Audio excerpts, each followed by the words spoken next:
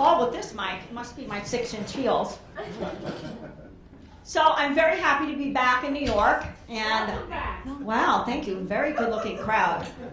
Okay, I'm going to have a lot of options tonight. I'm going to have a sign-up list outside, so we can start whenever you're ready. Actually, one of my best friends in LA just got me on one of these dating sites, and I swore to God that I would never friggin' do this. Well, I did it. She signed me up for Christmas, and I started going out on these dates, and she said, no, you need to find a nice, rich guy. And my problem is I always went out with the poor, hot, broke guy, okay? And that got me basically nowhere. So I started going out with these guys, and, rich guy, and it's just very funny. I'm not picking on you because I think you're really darling. I don't know if you're with him. Hopefully you go both ways in this. But actually, my problem with somebody that looks like you, even though you're very good looking, great eyes, is that lumberjack look is sexy for a moment, but to me it speaks yeast infection. This I don't need. Please clean it up. I don't mind a little scrub. I think that's sexy, but I don't want that. It's just not, I'm waxing. I don't need more hair down there. No, girl. Give me a freaking break. Can we work it out? You're married anyway, right? Doesn't matter. He's with him. He wants me. Who the fuck cares?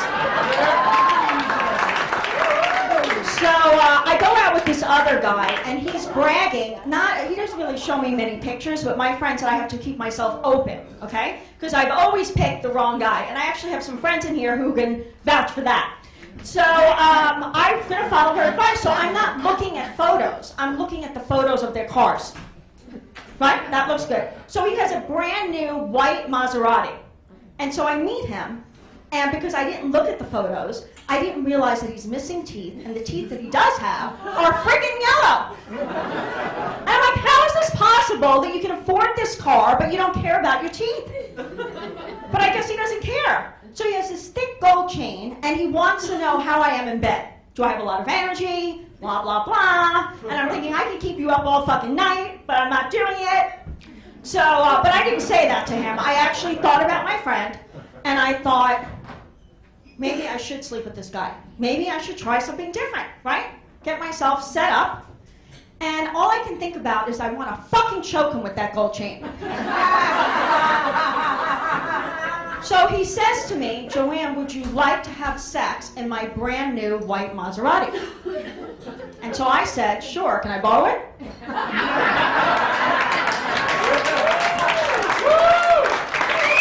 Meow! I love that, the continuation. The kittens are in the house, right? You people are really good looking. I mean, all of you, the men and the women, and even the lumberjack. So, yeah, I have a big problem with commitment. I think it's because everything is social media. I just can't make a decision. I just think, oh my God, he's cute, but he's cute, and even you're cute, sir. Anyway, do you ever think somebody like me who loves to date and goes in and out of a relationship like a serial dater, that I would actually love Valentine's Day? Okay, I hate Valentine's Day. Okay? And I'm sure there's plenty of people in the house who can't stand buying Valentine's Day gifts because then they break up right after that, right? You want a refund on your fucking gifts. We should all collect. But actually, the reason why I hate Valentine's Day is that my parents actually divorced before Valentine's Day many years ago, and my mother remarried my stepfather-to-be on Valentine's Day, only to go back to sleeping with my father and happy fucking Valentine's Day. And we were all supposed to act in my family like this wasn't going on. That my mother wasn't sleeping with my father. But everybody would be in the same room, and we're all acting like this is not happening, right? So my family is actually so dysfunctional that we no longer acknowledge the dysfunction. We move right past that. We talk about other people's families. My father had the nerve to call me the other day to tell me about some guy that he's sure is cheating on his wife. He's like, that family is really fucked up, Joanne. I said, I'm glad we don't have those problems. He says it's grandfathered in because he was married to my mother. I'm sure there's some people who have exes who think you can just grandfather it in and fuck everybody, right? We all would like that. See, I have a clapper in the back. I actually myself have learned that trait. I recycle my exes just for a little something now and then. Some of them might even be in this room. Okay, we won't go there. Yeah, but actually, I should have known with my parents it wasn't going to work out the second time because there was so much drama going out the first time. Most people actually divorce because guess what? They have nothing in common. My parents actually had so much in common that they both wanted to be with men. And I was actually okay with this. You know why? Because Joanne always wanted a twin brother. And you have to watch what you wish for in life. Because my father found a guy who looked a lot like me, right? And which is more than I can say for Michael Jackson, who spent millions of dollars trying to look like me. Oh my God. I'm like a celebrity in my own mind. They think that guy's so rich trying to look like me. No, as he would say, it's all in love. It's all in love. Okay, we won't do that bit again. That was a Michael Jackson bit. I guess it's because he's rather than doing me, I shouldn't really do him. Although I would have slept with him. It might have been interesting, like sleeping with my twin. Right? So what's so dysfunctional about my family, I could just make a list, okay? So now if you're following this whole thing, my mother's remarried, my father's got a boyfriend, they're still sleeping together. And sometimes we would have family gatherings where they were all present. Right? And I have to act like this is not happening, even though I'm privy to this information, because I'm part of all the schemes. Like, don't tell your stepfather that I'm going out with your father. We're going to go to the wedding. Don't say anything. Okay, so now we're sitting at Thanksgiving dinner, and it's like this debate, like this tension of my stepfather talking about how he's intimate with my mother, and my father's talking about years ago, and who stuffed the turkey. And I'm like, do me a favor, just pass me the cranberry sauce. And this is why I'm a vegetarian. I don't want to talk about the turkey anymore. It's too sad.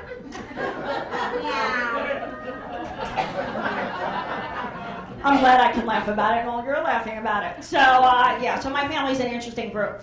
But I actually have a lot of parents, so if anybody wants one, I'm more than happy to give you one or two or three, because I'm generous that way. I like to share. I was talking about my adopted parents, who I love dearly. They are my mom and dad, honestly, truly, karmically. I love them. I wish they were here. Well, maybe not. I'm sure they wouldn't be happy to hear after this stuff, but I'm speaking the truth. But I actually am adopted, and I have my birth parents and my biological parents. Okay? So you might want to start writing this all down. There's a lot to cover. I used to go to therapy. The therapists were so confused. They're like, wait a minute, so your father's with the guy, he's gay? I'm like, no, actually he's bisexual. Well, I thought men couldn't be bi. I'm like, yes, he is.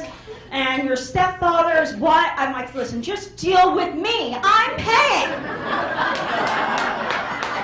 Fucking educating the therapist about sex? Jesus Christ. So I went and I looked for my birth mother. I thought this was a great idea, right? And then I realized when I found her that there is a reason why people give up children, right?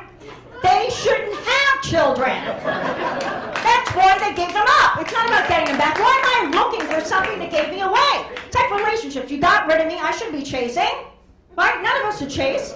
So I call up, I get my mother on the phone, and I said, hi, I said, my name is Joanne. According to the records, you named me Annie. I have to say that's a genius name for an orphan. Thank you.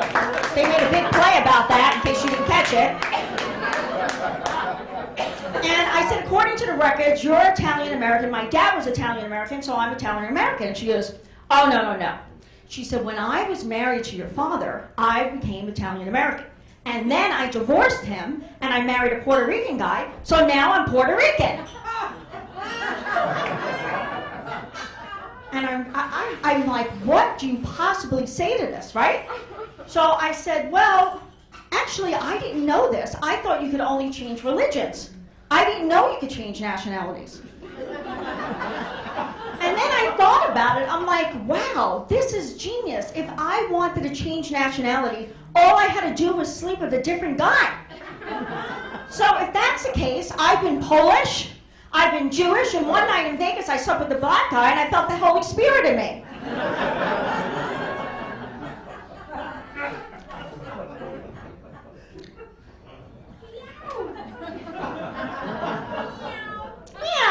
So, and then I have my stepmother, and I'm sure we'll have one of these in our family. She's one of these fanatical religious types. Now listen, I do believe Jesus existed. I don't really care what your religion is. I've dated just about every religion there is, so I went everywhere. I said, but I don't want to hear about like a quote from the Bible every time I ask how the weather is, right? We know these people, right? We have people like this in our life. So she wants to get me to the church, and I'm over at her house, and she goes, Joanne, it's Sunday, and we're all going to church. Want to come with us? But I don't want to do the right thing, because these people make us want to rebel, right? You're like, fuck this. I don't want to hear this. So I said to her, I said, no, actually, I want to sit here and smoke some crack. And then maybe the FedEx guy will come on a Sunday, and I'm going to fuck him. Go, girl. Thank you.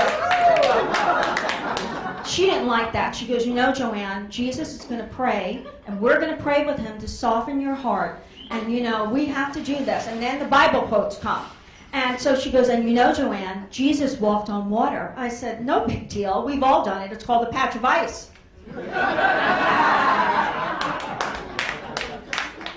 She didn't like that. And she said, Joanne, the devil gets to people in many different ways. Some through drugs, some through alcohol. What's your way? I'm like, it must be the 6'7" black guy that I sleep with. He brings out the freaky devil in me every time. I thought she was going to pass out at that point. And then I thought, you know what? I'll just go to church just to satisfy her. And I get there, and it's my luck that this church in Springfield, New Jersey, which, by the way, is the only church that's getting into heaven. No other church that you're with is getting, only her church. That's nothing to laugh about. So anyway, I get there, and this church is like almost like Anglo-Catholic / born-again Christian. And first of all, what I realized about born-again Christian, people that are born again, the reason why they're born again is because they're so busy rambling about Jesus that somebody knocks them the fuck out. And then they get up, and they're like, oh, wow, I must be alive again. Wow, Jesus saved me. But anyway, the other half of this church is Anglo-Catholic, right? And so the Anglo-Catholic, I didn't know this, Anglo-Catholic priests can marry again. And they can get married. So this priest, would be my luck, is hitting on me. Can you imagine? So I get there, and he's like, you're actually very interesting. This is like after the service. He's like, I've never met anybody like you. He's like, I think we could have a lot of fun together. And I'm like, what?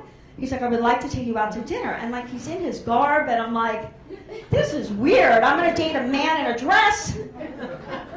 I know priests have dated little boys, but I don't know. I'm not going to go there.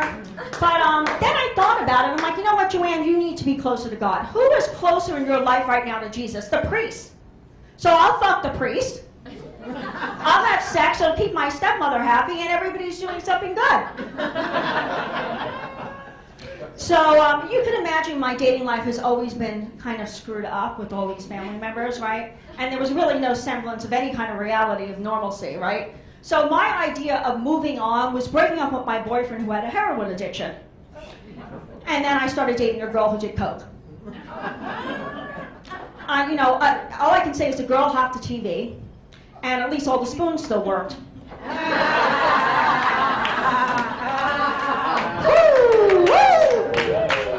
So, yeah. But what I can say is that I actually think I should find a better religion, okay? Something that accepts everyone. I'm tired of this old separation. We're at war for this separation. Who cares who your God is? Let's all believe in one thing. Let's join the swingers.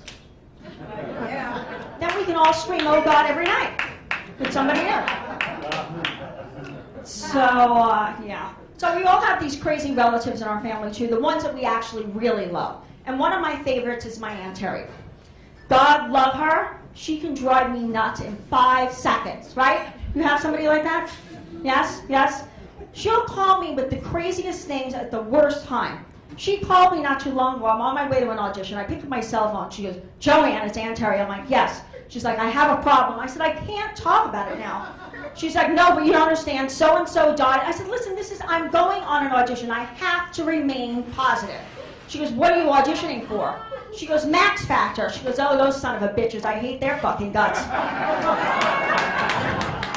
I said, I cannot have this negativity right now. She goes, all right, do me a favor. Actually, it was meant to be. I'm out of the Max Factor pan stick in the color of sun tone. I said, I'm going to an audition, not a store. She goes, but you can ask them. There's probably somebody there. So I said, okay, I'm hanging out. So I go to the audition, and at the audition, for those who are not actors, the light's on, and have to say your name, and I say, hi, I'm Joanne Scorcia, and then you have to do the copy that you are familiar with. So I said, hi, Joanne Scorcia. And they're like, Joanne? And I'm like, do you know about the Max Factor pan stick in the color of sun tone? My Aunt Terry's out of it. I'm not sure if it's shaped like a pan or a stick. I don't know what she wants to do with it, but she really needs it. And she called me, and they're like, okay, thank you very much. And they sent me out of the room. So I called my Aunt Terry, and I said, I blew the audition. She goes, what happened? I said, well, I just forgot my lines. I said, but guess what? I found out where you can get the Max Factor pan stick in a color of sun tone. She said, where? I said, on drugstore.com. She goes, oh, great. See, you're so negative. At least we got something out of it. She really can drive me nuts, and I love her. I don't know what I'd do without her. I'd probably be normal, right? So, yeah. So dating is definitely a theme in my life, and I plan on getting it right. But I don't know. Maybe it's something about the guys in LA versus the guys in New York. See, the guys in New York never let me pay. It's not even a possibility I can offer. They're like, don't be silly. I'm like, okay. We play this male-female game, so thank you. Like I've ever paid. But in LA, it's a whole different thing. I don't know what these guys are doing. I think, right? They're so busy looking at themselves in the mirror, they don't know what they're doing. Trying to grow their hair or whatever I don't know. Or maybe they don't even really want to date women. So I go on a date, but these guys somehow, they say we're going out to dinner, and I get there, and they've always come back with, oh, by the way, I just ate. I hope you don't mind if I'm not eating. One guy said that he just got off like a 10-day cleanse. So he wasn't eating, but he was drinking scotch after scotch. So he's like, well, you can order whatever you want. So I ordered a kale salad. I was like, fuck him, I'm not going to fucking drink. I'm like, now I'm not drinking. So now it's a standoff, yin-yang. You're drinking scotch, I'm having kale. Then I made out with him, and then I'm like, oh, wait, this is weird. I'm making out with him, I have kale in my teeth. I can't do this. So the waiter said anything else. I said, sure, I'm going to take another order to go for tomorrow night since he's not eating. But it's like a running theme. I no sooner have that date, I'm on another date, and I get to the restaurant, and the guy's like, Joanne, sexy mama. Completely drunk, right? I hope you don't mind that I was hungry before you got here, so I ate. I said, oh no, it's perfectly acceptable because I was horny before I got here, so I had sex. So now I'm going to eat. So I don't want to leave. It's almost like I want to ride the pole up here. Oh, really? Should I ride the pole? No, thank you. Joanne, that's extra. That's extra. Okay, we're not riding the pole. Yes, it is. I'll do it later. All right, you guys have been amazing. I hope to see you all again soon. Thank you so much for coming. Keep it going for Janice. I don't know what I do without you and all the other comics on the stage.